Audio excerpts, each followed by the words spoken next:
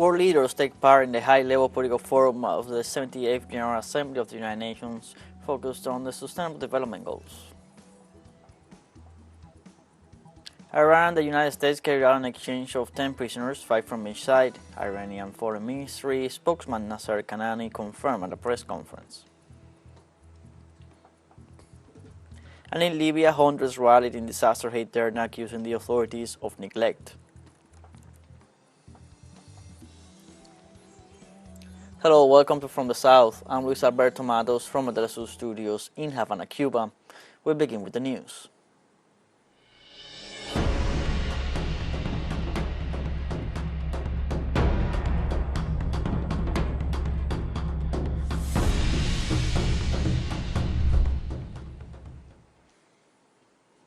World leaders take part in the political forum of the 78th General Assembly of the United Nations focused on the Sustainable Development Goals starting on Monday.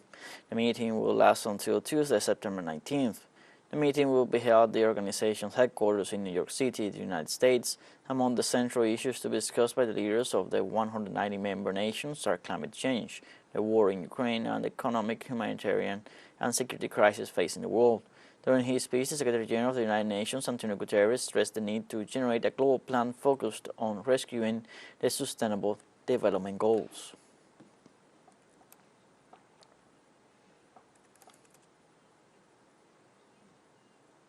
During the United Nations Sustainable Development Goals Summit, the President of Argentina, Alberto Fernandez, stressed his desire that the rights and values of all workers be respected in Argentina and the world.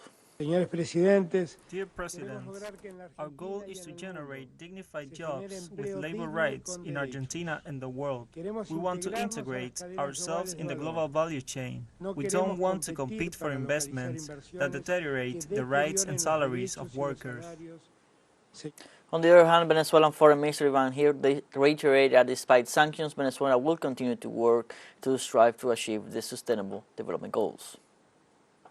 We believe that it is crucial that we develop access to environmental technology and set new goals that will enable greater production with less use of resources and reduce the polluting impacts on a global level. In this regard, Venezuela will continue to work tirelessly to its commitments under sustainable development, despite the imposition of a great number of unilateral coercive measures that have had a very damaging impact in many areas of life. The representative from St. Kitts and Nevis stated at the SDG summit that international support is a must for the people of the world. International support for the SDG agenda is a must. We call for and support the call for innovative financial instruments, predictable climate finance, debt relief, concessional financing, centering of justice, amplifying of the voices of the smallest nations and the most vulnerable people, the promotion of equity, and the increase in political will and solidarity amongst all global stakeholders planet-wide. Ecuador's presidential candidate for the Citizen Revolution Party, Luisa González, requested an investigation on an alleged assassination attempt against her. The presidential candidate pointed out that last August 30th, 2023, a plan to attack her was discovered and several people were arrested in possession of weapons and drugs. González denounced that some state entities are trying to prevent the accused from appearing at the prosecutor's office to render their versions of what happened during the attempted attack. The presidential candidate also asked the public prosecutor's office to allow her to be part of the investigation.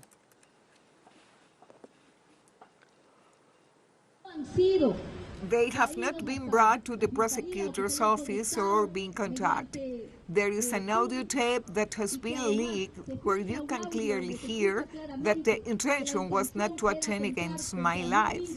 I have filed a complaint today, a complaint that not only represents the need to safeguard my life and to clarify this process and find those responsible for a possible attempt on my life, but to safeguard the life of all Ecuadorians, because we are living in impunity. In Brazil, a demonstration was held demanding the removal of Cuba from the list of countries sponsoring terrorism. The Levante Popular de Juventude movement carried out a protest in front of the United States consulate in Rio de Janeiro to demand the lifting of all the sanctions applied by Washington against Havana. Members of the movement pointed out that these actions prevent the Cuban government from trading with U.S. businessmen and impose credit barriers. During the G77 plus China summit, Brazilian President Lula da Silva criticized this policy of the United States against Cuba.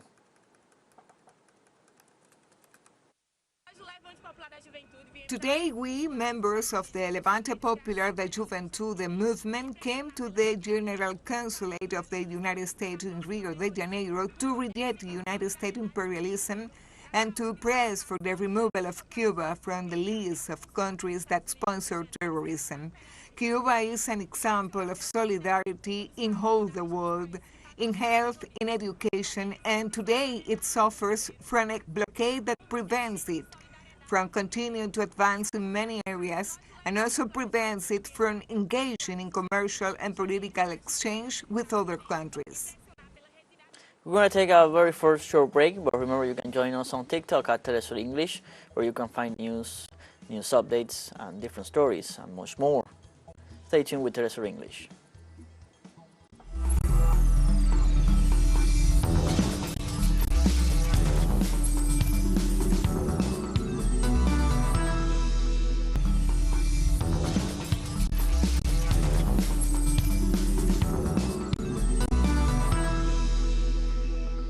Welcome back from the South. Russian President Vladimir Putin said at a cabinet meeting on Monday that the nation's economy has completed its recovery. Back in April, the GDP growth for the current year was expected at 1.2%. Initially, they actually predicted some minus for us, but then the forecast was corrected. 1.2% was expected. But in fact, we have already exceeded this bar, and by the end of the year, the GDP growth may reach the level of 2.5%, perhaps even more, 2.8%. In general, the situation regarding the execution of the current federal budget is stabilizing. In August, it was once again executed with a surplus. Yes, in general, so far, starting from the year, there is a slight deficit, but in August, there is already a surplus. And not for the first time. It is important that non-oil and gas revenues are significantly higher than last year's figures.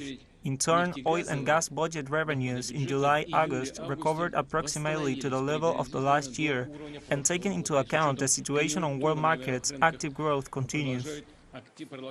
On Monday, Russian Foreign Minister Sergei Lavrov met with his Chinese counterpart Wang Yi in Moscow for China-Russia strategic security consultations. I would like to note the importance of Russian-Chinese cooperation for ensuring justice in world affairs, for ensuring a balance of interests in those processes that are developing in a variety of directions. Both China and Russia are committed to their own independent foreign policies. Our bilateral cooperation is not directed against anyone and is not subjected to outside interference. The Chinese Foreign Minister highlighted the role that China and Russia play in maintaining global stability and the progress of the world. At the same time, China and Russia, as leading world powers and permanent members of the United Nations Security Council, bear a special responsibility in maintaining global strategy stability and world progress. The more violent the unilateral actions of hegemony become, it is even more important for us to keep up with the times, show a sense of duty as great powers, and further fulfill our international obligations. Authorities in Beijing highlight that China-Asian relations became the most successful and dynamic model of Asia-Pacific regional cooperation. During the opening ceremony of the 20th Exposition China-Asian and the 20th Commerce and Investment Summit, both events celebrated in Nanning, capital of the autonomous region of Guangxi, in the south of the country. Chinese Prime Minister Lin Qian highlighted the continuous development of the bilateral relations since they were established 20 years ago. The officials specified that although it has been easy, both sides have managed to work. It has not been easy, both sides have managed to work in a committed manner to strengthen cooperation. Li Qian also highlighted that these relationships are based on sincerity, inclusion, and commitment to achieve mutual benefits. Portugal education sector workers began a week-long strike starting this Monday. The Union of All Education Professionals stated that the strike will last until Friday and is the first with an impact on the teaching activity in the year 2023-2024. Teachers denounced the lack of technical assistance, school staff, and poor working conditions. It is expected that on September 22nd, the education professionals will hold a demonstration in Lisbon. The union also stated that the protests will continue till their demands are met. In Italy, workers of the car giant Stellantis in Melfi called an 8-hour strike to demand better working conditions. Production was stopped at the factory due to the lack of components, which according to the unions is between 9 and 100% adhered to, while according to the company it is limited to 25% of its regular rhythm. The workers explained that this strike is to demand employment guarantees, greater state investments in the sector, and to reject the company's lack of response in terms of work organization, safety, and workloads. And on Monday, Italy also extended the detention periods for illegal immigrants to deter arrivals after record boat crossings from North Africa to Lampedusa Island saw the country's southernmost tip overwhelmed. The cabinet of far-right Prime Minister Giorgia Meloni increased from a maximum of 135 days to 18 months the detention time for migrants to be expelled from Italy in a message to all of Africa. Meloni has revealed that if they trust the smugglers to break Italian laws when they arrive in Italy, they will be detained and then repatriated. For the migration specialist Alfonso Giordano, professor at the Luis University of Rome, it is difficult to guarantee the return of migrants. Giordano also doubted that the extension of the time of detention will work as a deterrent. We're going to take our second and final short break, but before we invite you to follow us on YouTube at teleSUR English, where you can review our special broadcasting, special programs, and interviews. Click on the subscribe button and activate the notification bell to stay up to date on the world's events. We'll be back after a short break.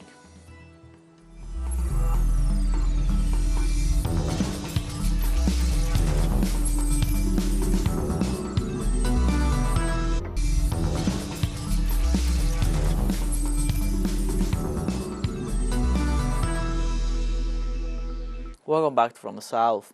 Iran and the United States carried out on Monday an exchange of 10 prisoners, 5 from each side. Iranian Foreign Ministry spokesman Narsai Kanani confirmed at a press conference also nearly $6 billion in Iranian assets were unfrozen. The 5 U.S. citizens in prison in Iran were released, said Kanani, who gave details of the fate of the other 5 Iranians who were released by Washington.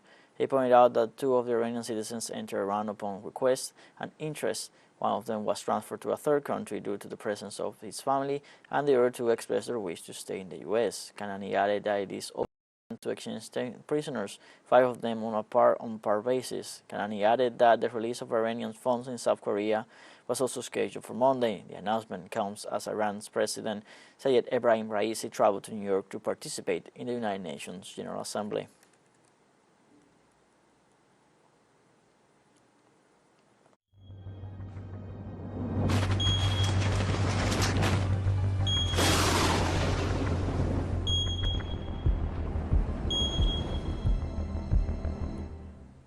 Hundreds of protesters gathered in Libya's disaster-hit Derna on Monday, accusing the authorities of neglect after a huge flash flood devastated the coastal city and swept thousands to their death. Demonstrators gathered outside the city's Grand Mosque and chanted slogans against parliament in East Libya and its leader Aguila Saleh. A statement read on behalf of the protesters urged a speedy investigation and legal action against those responsible for the disaster. They also demanded a United Nations office in Derna and the start of the city's reconstruction, plus compensation for affected residents and a probe into the current city council and previous budgets. Politicians and allies say the chaos in Libya since the 2011 fall and killing of Muammar Gaddafi has relegated the maintenance of vital infrastructure to the background.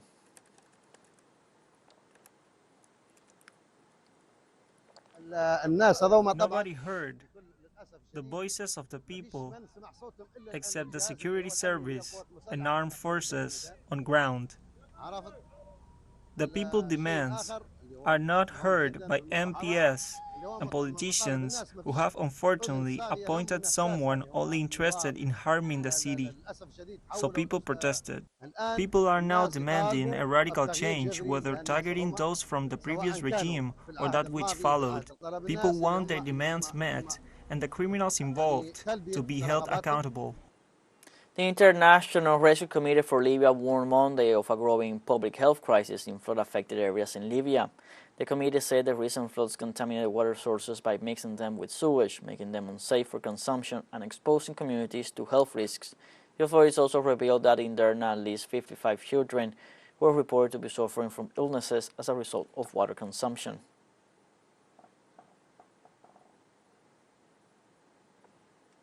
The terrorist sector in Syria is once again flourishing after long years of war, a field that, despite the economic crisis ravaging the country, is registering a remarkable growth as one of the engines of the comprehensive recovery process of this Arab nation. Our correspondent Hisham Wanus has the details. The Syrian Ministry of Tourism inaugurated dozens of tourism projects in 6 provinces of the country, including hotels and recreational complexes aimed at popular tourism in the coastal province of Latakia. The projects, in addition to providing tourism services at affordable prices to citizens with limited incomes, guarantee thousands of job opportunities for young graduates. In addition to the inauguration of new tourist complexes, we are also building new academic and service institutions in the tourism sector. Tourism is an industry. It is the art of offering hospitality and quality services, and therefore requires qualified personnel made up of young people who enter this sector after completing their studies at tourist and hotel management schools and other training and learning centers of tourism services. The recently inaugurated tourist facilities include hotels, restaurants, swimming pools, cabanas, beaches, and commercial and recreational centers. The buildings were constructed in the middle of an acute economic crisis resulting from the Western blockade, in a clear demonstration of the vitality of the Syrian people and their determination to frustrate Washington's plan to paralyze life in their country. It is very beautiful to see through these new tourism projects that our people, in spite of all the difficult conditions, have managed to resist and overcome the difficulties and move forward in the tourism sector. We are very happy for the tourist recovery in our country, and I call on Syrian migrants to come and visit these beautiful sites that show that the country is rising and that Syria is doing well. The reactivation of ecotourism is also a priority for the Syrian Ministry of Tourism. A work marked by the installation of ecological parks and recreational areas in forest and forest areas, which, in addition to residents in the country, attract Syrian migrants and Arab and foreign tourists. The main objective of this project is to promote popular tourism, to organize the touristic use of forest and forest areas, and to make the social community a partner in the protection, preservation, and development of green areas. Losses in the Syrian tourism sector due to the war amounted to billions of dollars, with 1,500 facilities out of service and 403 tourist attractions destroyed. This is a damage that the country's authorities are sparing no effort to repair in order to recover the income brought in by this sector, which before the terrorist war accounted for 9% of the gross domestic product.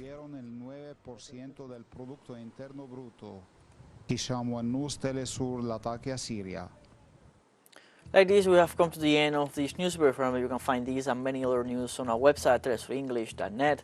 Also, join us on our social medias on Facebook, X, Instagram, Telegram, and TikTok. For Telesur English, I'm Luis Alberto Matos. Thank you for watching.